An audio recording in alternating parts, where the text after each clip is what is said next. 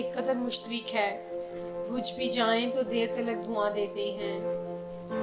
عورت کی سب سے قیمتی چیز اس کا چاہے جانے کا احساس یا خواہش ہے۔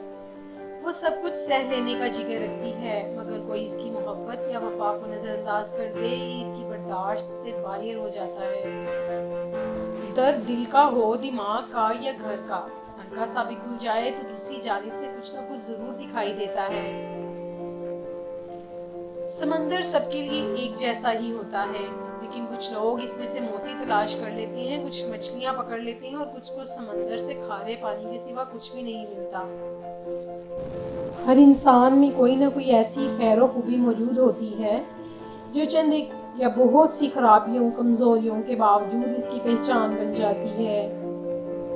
نیکیاں، بھلائیاں اس لیے مت کرو کہ لوگ تمہیں برگزیدہ کہیں۔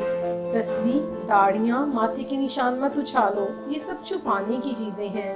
انہیں خالص اپنے اللہ کے لیے رکھو کہ وہی سب عبادتوں کے لائق ہے۔ مرد کی دو آنکھیں ہوتی ہیں اور جوان عورت کے جسم کا ہر مسام اس کی آنکھ ہوتا ہے۔ اسے زاویے کسی الگ رنگ سے دیکھو، اسے فوراً محسوس ہو جاتا ہے کہ کوئی مرد اسے دیکھ رہا ہے، بلکہ وہ اس کی اچھی بری نیت تک سونگھ لیتی ہے۔ ماں محبوب اور مرکت کی گود بڑی دراز ہوتی ہے، سونے کا سواد آ جاتا ہے اور حشر تک پڑے رہنے کو جی چاہتا ہے۔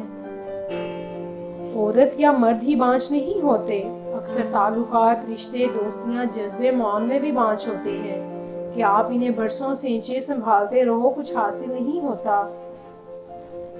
پیار، اعتبار اور دہاڑ میں ڈنڈی نہ مارنا، سونا بن جاؤ گے۔